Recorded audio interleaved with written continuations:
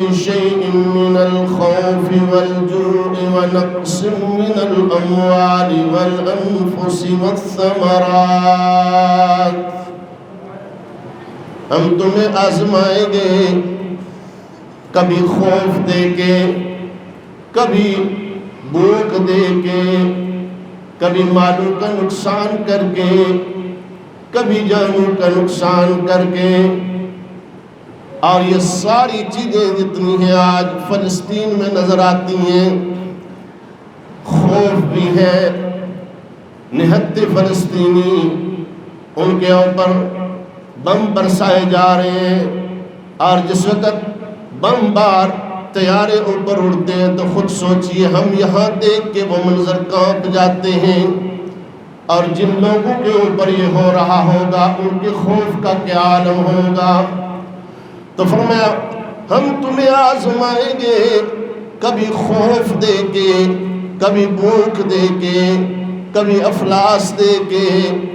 اب بھوک کا بھی یہ عالم کہ پورا شہر گرا ہوا ہے، پانی بھی بند، بجلی بھی بند، کھانے پینے کا باہر سے غلے کا سامان نہیں آ سکتا، ساری چیزیں اکٹھی ہو گئی. تو فرمایا بھوک سے بھی آزمائیں گے، خوف سے بھی آزمائیں گے، مالوں کے نقصان سے بھی آزمائیں گے. پورے شہر ملیا میٹ کر دیے گئے. فرمایا یہ ساری چیزیں آئیں گی، ان ساری آزمائشوں پہ جو صبر کرے گا، اللہ کا حکم سمجھ کے اس پہ صبر کرے گا، ایسے مومن کے لیے فرمایا وَبَشِّرِ الصَّابِرِينَ، وہ جو صبر کرنے والے ان کے لیے ہم بشارت دیتے ہیں. یا اللہ صبر کرنے والے کون ہیں؟ فرمایا الذین اذا اصابتهم مصیبہ، جن کے اوپر مصیبت آئی، اس مصیبت میں، اس پریشانی میں، ان حالات میں انہوں نے واویلا نہیں کیا، رونا چیخنا چلانا نہیں کیا. الذین، وہ کہنے لگے اذا اصابتهم مصیبت قالوا، ان ساری مصیبتوں میں انہوں نے کہا انا للہ و انا الیہ راجعون. فرمایا ہم اللہ ہی کا مال ہے، اللہ ہی کی طرف سے آئے ہیں، اسی کی طرف سے، اسی نے ہمیں پیدا کیا ہے، اسی نے ہمیں تخلیق کیا ہے، پھر اسی کی طرف لوٹ کے جانا ہے. فرمایا جس وقت یہ جملہ کہتے ہیں انا للہ و انا الیہ راجعون، اللہ فرماتے ہیں یہ اتنے خوش نصیب ہیں اولئک علیہم صلوات من ربہم ورحمہ، ان کا رب ان پہ سلام بھیجتا ہے، ان کے لیے ان کا رب رحمت بھیجتا ہے. وَأُولَئِكَ هُمُ الْمُهْتَدُونَ، فرمایا یہ لوگ صبر کرنے والے ہی ہدایت یافتہ ہیں. اب پہلے اللہ رب العزت نے ان کا مقام بیان کیا، اب باقی جتنے مسلمان تھے وہ جن کے اوپر ابھی آزمائش آئی نہیں، ابھی حالات ان کے اچھے ہیں، اللہ نے فرمایا یا ایھا الذین آمنوا، اے وہ لوگ جو ایمان لائے ہو، هل ادلکم علی تجارت تنجیکم من عذاب علیم. فرمایا میں تمہیں ایسی تجارت نہ بتاؤں، اے ایمان والو میں تمہیں ایسی تجارت نہ بتاؤں جو تمہیں عذاب علیم سے بچا لے. وہ جو ابدی عذاب ہے اس سے تمہیں نجات دلا دے. یا اللہ وہ کون سی تجارت ہے؟ فرمایا تؤمنون باللہ ورسولہ، اللہ اور اس کے رسول پہ ایمان لے آؤ، اپنے ایمان کا اعلان کرو. وتجاہدون فی سبیل اللہ، اور پھر اپنے جان اور مال کے ساتھ اس کے راستے میں جہاد کرو. اب یہ جس وقت بشارتیں آئیں حضور نبی رحمت صلی اللہ علیہ وسلم نے صحابہ کے سامنے بیان کی، آپ صلی اللہ علیہ وسلم کے صحابہ نے یہ بشارتیں سنی. جب بھی جہاد کا اعلان ہوتا سارے صحابہ تیار ہو جاتے، اور پھر خود رحمت دو عالم صلی اللہ علیہ وسلم کا اپنا، اللہ اکبر کتنا جذبہ ہے۔ حضرت ابو ہریرہ فرماتے ہیں حضور صلی اللہ علیہ وسلم فرمایا والذی نفسی بیدہ لوددت ان اقتل فی سبیل اللہ ثم احیا ثم اقتل ثم احیا ثم اقتل۔ حضور نے اپنے ہاتھوں کو اٹھایا، دعا کی، یا اللہ مجھے شہادت کی موت عطا فرما، پھر زندگی عطا فرما، پھر شہادت عطا فرما، پھر زندگی عطا فرما، پھر شہادت عطا فرما۔ صحابہ نے عرض کیا یا رسول اللہ صلی اللہ علیہ وسلم یہ بار بار آپ شہادت کیوں مانگ رہے ہیں؟ فرمایا اس لیے کہ اللہ رب العزت نے شہادت میں وہ مزہ رکھا ہے جو دنیا کی کسی اور چیز میں نہیں رکھا، کہ ادھر شہید کے جسم سے لہو نکلتا ہے، اب جسم سے خون کا قطرہ نکلا، ابھی زمین پہ نہیں پہنچا، کہ اللہ رب العزت نے شہید کے سارے گناہوں کو معاف کر دیا، اور فرمایا ادھر سے نور نکل رہی ہوتی ہے، ادھر شہید کو اللہ اپنا دیدار کرا دیتا ہے۔ غزوہ احد حضور صلی اللہ علیہ وسلم تشریف لے گئے، آپ صلی اللہ علیہ وسلم احد کے میدان میں پہنچے، صبح لڑائی ہونی ہے، جذبہ شہادت تو دیکھیے نا کتنا ہے۔ دو صحابی، ایک کا نام حضرت عمر بن عاص ہے اور دوسرے صحابی کا نام حضرت عبداللہ بن جہش ہے۔ یہ دونوں باتیں کر رہے تھے کہ عبداللہ بن جہش کہنے لگے آؤ نا بھائی دعا کرتے ہیں دونوں مل کے، اللہ سے کچھ مانگ لیتے ہیں نا، رات ہے، صبح سویرے احد کا میدان سجنا ہے، آؤ مانگتے ہیں اپنے رب سے، اپنے مولا سے۔ حضرت عمر بن عاص فرماتے ہیں میں نے کہا آؤ پھر مانگ لیتے ہیں۔ اب وہ عبداللہ بن جہش کہنے لگے آپ پہلے اللہ سے دعا مانگے۔ میں نے دعا مانگی یا اللہ کل تیرا جو بڑا دشمن ہے، طاقتور ہے، اس سے میرا پالا پڑے، یا اللہ پھر اس سے لڑتے لڑتے مجھے اس پہ غلبہ عطا فرما، میں اسے مار دوں تاکہ میں کامیاب ہو جاؤں، اور اللہ اور اس کے رسول کے دشمنوں کو مارنے والوں میں میرا نام آ جائے۔ حضرت عبداللہ کہنے لگے آمین۔ اب حضرت عبداللہ نے دعا کی، عبداللہ بن جہش دعا کرنے لگے اے اللہ کل احد کے میدان میں کسی جری مضبوط بہادر بندے سے میرا پالا پڑے، یا اللہ ہم لڑتے رہے، پھر مجھے وہ شہید کر دے، میرے جسم کے ٹکڑے ٹکڑے کر دے، اور جس وقت ٹکڑے ٹکڑے ہو جائیں اور میرا جسم آگ کے پرندے اچک کے لے جائیں، کچھ جانور کھا جائیں، کچھ فضا میں بکھر جائیں، کچھ مٹی میں مل جائیں، کل قیامت کے دن یا اللہ تو مجھے بلائے اور پوچھے عبداللہ بتاؤ نا تم نے میرے لیے کیا کیا؟ تو وہ ٹکڑے مختلف جگہ سے آئے، مختلف جانوروں کے پیٹوں سے آئے، مختلف پرندوں کی چوچوں سے آئے، اور مختلف زمین کے حصوں سے آئے، ایک ایک ٹکڑا گواہی دے اے اللہ میں نے تیرے لیے اپنی جان قربان کی، میں نے تیرے لیے اپنی جان قربان کی، اور جس وقت وہ ٹکڑے سارے اکٹھے ہوں میرا وجود بنے تو یا اللہ تو کہہ دے کہ عبداللہ تو نے سچ کہا، یا اللہ میرے لیے یہی کامیابی ہے۔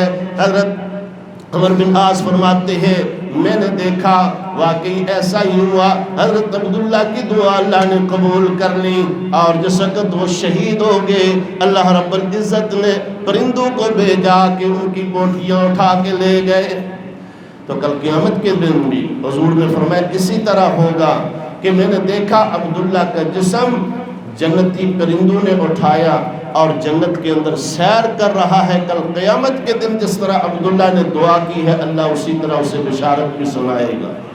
تو یہ شہادت کا شوق تھا، جذبہ تھا، کتنا شوق اور جذبہ تھا۔ حضور صلی اللہ علیہ وسلم نے جس وقت دنیا سے آپ جا رہے تھے، آپ صلی اللہ علیہ وسلم نے ارشاد فرمایا صحابہ میری خواہش ہے، یا رسول اللہ کیا خواہش ہے؟ فرمایا اخرج الیہود والنصارى من جزیرۃ العرب، فرمایا جزیرہ عرب سے یہود و نصارہ کو نکال دیا جائے۔ مدینہ طیبہ سے تو حضور صلی اللہ علیہ وسلم نے خود نکال دیا تھا. حضور کی زندگی میں سارے یہودی خیبر میں جا کے آباد ہو گئے تھے. اب خیبر کا بہت بڑا قلعہ تھا, اس کے اندر وہ بند ہو گئے تھے اور اندر سے وار کرتے تھے. دشمن ہمیشہ چھپ کے وار کرتا ہے. دشمن جانتا ہے مسلمان جتنا گناہگار کیوں نہ ہو, مسلمان کا جذبہ ایمانی اتنا ہے کہ ہم کافر اس کے سامنے آ کے اس سے لڑ بولیے نہیں سکتے. مسلمان کا جذبہ شہادت اتنا ہے, آج بھی مسلمان کے سامنے آ کے کافر لڑ نہیں سکتا. دور سے اس کے اوپر گولہ بارود پھینکتا ہے, دور سے اس کے ساتھ جو ہے وہ چھپ کے وار کرتا ہے. حضور صلی اللہ علیہ وسلم کے صحابی جذبہ کتنا ہے. صحابہ کرام 1400 صحابہ ہیں. روایت میں آتا ہے حضرت خالد بن ولید رضی اللہ تعالیٰ عنہ کی معیت میں جاتے ہیں. حضرت خالد بن ولید رضی اللہ تعالیٰ عنہ لڑتے رہے لیکن وہ باہر نہیں نکلتے, ان کو آوازیں دی باہر نہیں نکلے. حضرت ابو دجانہ ایک صحابی ہیں, وہ کہنے لگے ایسا کرو ایک پیڑ بناؤ, ایک جھولا بناؤ, اس میں مجھے بٹھاؤ اور زور سے جھولے کو دکا دے کے مجھے جو خیبر کا قلعہ ہے اس کی دیوار کے اوپر بٹھا دو. اگر میں دیوار تک پہنچ گیا میں اندر چلا جاؤں گا, دروازہ کھول لوں گا. کسی نے کہا ارے ابو دجانہ اندر ہزاروں یہودی ہیں, تو ان کا مقابلہ کر سکتا ہے, تو اکیلا تنہا جا کے کیا کرے گا. ابو دجانہ کہنے لگے میں اللہ اور اس کے رسول صلی اللہ علیہ وسلم کا ماننے والا ہوں, ہزاروں یہودیوں کا میرے اوپر کوئی ڈر نہیں ہے. تم مجھے پھینکو تو صحیح, تم مجھے اوپر دیوار کے اوپر چڑھاؤ تو صحیح. اب حضرت ابو دجانہ کو ایسے ہی کیا جاتا ہے, جھولا بنایا جاتا ہے, بہت ساری لمبی رسی اس کی رکھی جاتی ہے. چند صحابہ ادھر سے پکڑتے ہیں, چند ادھر سے, ان کو ایسے جھول کے دیوار کے اوپر جب جس وقت ڈالتے ہیں, دیوار کے اوپر جاتے جاتے ان کا پاؤں دیوار سے لگا, پاؤں ٹوٹ گیا. لیکن ابو دجانہ نے اوپر سے آواز دی, کہا میری فکر نہ کرنا, یہ پاؤں اللہ نے اگر اپنی رضا کے لیے قبول کر لیا, ابو دجانہ اسی پاؤں کے ساتھ اندر جائے گا. دیوار اونچی تھی, اوپر سے چھلانگ لگائی, قلعے کے اندر چلے گئے. اب سینکڑوں یہودی آ کے مارنا شروع ہو گئے, لیکن ابو دجانہ ان سارے کے سارے یہودیوں سے بھاگتے ہوئے اپنی تلوار چاروں طرف پھیرتے ہوئے دروازے تک پہنچے. دروازے تک پہنچے اور پہنچ کے دروازہ کھول دیا. حضرت خالد بن ولید کی معیت میں جتنے بھی صحابہ کرام تھے انہوں نے ان یہودیوں کو وہاں سے پھر ذلیل کر کے نکالا اور پورا جزیرہ عرب فتح کر دیا. پورے جزیرہ عرب میں حضور صلی اللہ علیہ وسلم کی خواہش کے مطابق ایک یہودی کو بھی نہیں رہنے دیا. پھر یہ یہود جا کے جرمنی کے اندر آباد ہو گئے. پھر 1913 کے اندر ہٹلر آیا. ہٹلر نے آ کے تاریخ پڑھے, 60,000 یہودیوں کو مارا, کیونکہ یہود شروع سے بے وفا قوم ہے. اور بے وفا کیوں نہ ہوتے, میرے اور آپ کے رب نے قرآن پاک میں جب کہہ دیا یہ یہود کسی کے وفادار نہیں ہیں, تو جس کو قرآن کہے یہ کسی کے وفادار نہیں, کیا وہ کسی کے وفادار ہو سکتے ہیں؟ بولیے. قرآن کہتا ہے یا ایھا الذین آمنوا لا تتخذوا اليهود والنصارى اولیاء بعضهم اولیاء بعض. فرمایا ایمان والو غلط فہمی میں نہ رہنا, ان یہودیوں کو کبھی اپنا دوست نہ بنانا. کیوں؟ اولیاء بعضهم اولیاء بعض. فرمایا یہ آپس میں ایک دوسرے کے دوست ہیں, تمہارے دوست کبھی نہیں ہو سکتے. دوسری جگہ فرمایا وَلَن تَرْضَىٰ عَنْكَ الْيَهُودُ وَلَا النَّصَارَىٰ حَتَّىٰ تَتَّبِعَ مِلَّتَهُمْ. فرمایا یہ یہودی یہ نصرانی تمہارے ساتھ مسلمانوں کبھی بھی راضی نہیں ہو سکتے اس وقت تک کہ جب تک تم مکمل ان کی پیروی نہ کرو, جیسے یہ کہتے ہیں اس طرح نہ کرو. اب وہ بڑا ہی بدبخت ہوگا جو قرآن کو چھوڑ کے, نبی علیہ السلام کو چھوڑ کے یہود کی پیروی کرے, حضور کی پیروی نہ کرے. تو قرآن نے کہہ دیا یہ بے وفا ہیں. اب ہٹلر نے انہیں مارا اور اتنا مارا تقریباً نصف صدی تک, 60 لاکھ تک تاریخ میں آتا ہے اس نے یہود کو مارا. اب یہ ہٹلر مسلمان بھی نہیں تھا، اور آخر میں چند یہودیوں کو چھوڑ دیا، اور جس وقت چھوڑ کے جرمنی سے نکالا، اعلان کیا ہٹلر نے، کہا میں نے اس وجہ سے ان کو نکالا تاکہ جس دنیا کے خطے میں جا کے یہ آباد ہوں گے لوگ ان کا کردار دیکھیں گے، ان کا کیریئر دیکھیں گے، پھر انہیں اندازہ ہوگا کہ ہٹلر نے انہیں کیوں مارا ہے، یہ اتنے بدبخت ہیں، اتنے بدچلن ہیں. اب یہ پوری دنیا میں گھومتے رہے، کسی نے انہیں جگہ نہیں دی. فلسطین کے لوگوں نے ان پہ ترس کھایا اور انہیں ایک تھوڑا سا ٹکڑا زمین کا دے دیا، کہا یہاں رہو. اب یہ یہودی وہاں جا کے آباد ہوئے سن 1943 کے اندر. سن 1943 سے لے کے 1948 تک یہ وہاں امن سے رہے، لیکن جس وقت انہوں نے اپنی جڑیں مضبوط کر لی، پھر 1948 کے اندر انہوں نے کہا جی ہم نے اپنا ایک ملک لینا ہے، اس کا نام اسرائیل رکھنا ہے. اس وقت انہوں نے اسرائیل نام رکھا سن 1948 میں.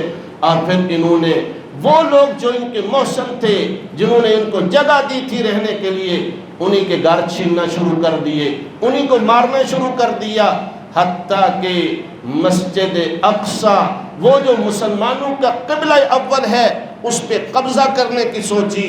اور مسلمان جو فلسطین کے تھے آج تک اس کا دفاع کرتے آئے ہیں کہ ہم مسجد اقصی یہود کو نہیں دے سکتے. اب میرے بھائیوں اور دوستوں، مسجد اقصی وہ مسجد ہے جس کی طرف میرے اور آپ کے نبی بھی تقریباً 17 مہینے منہ کر کے نماز پڑھتے رہے. 17 مہینے حضور صلی اللہ علیہ وسلم جس کی طرف منہ کر کے نماز پڑھتے رہے. اور صرف اتنا ہی نہیں بلکہ حضور جس وقت معراج پہ گئے، آپ صلی اللہ علیہ وسلم نے جس وقت امامت کی، 1,00,000 کم و بیش 24,000 نبیوں نے حضور کے پیچھے نماز پڑھی. اور آپ صلی اللہ علیہ وسلم نے جو جماعت کرائی تھی تمام انبیاء کو وہ مسجد اقصی میں کرائی تھی.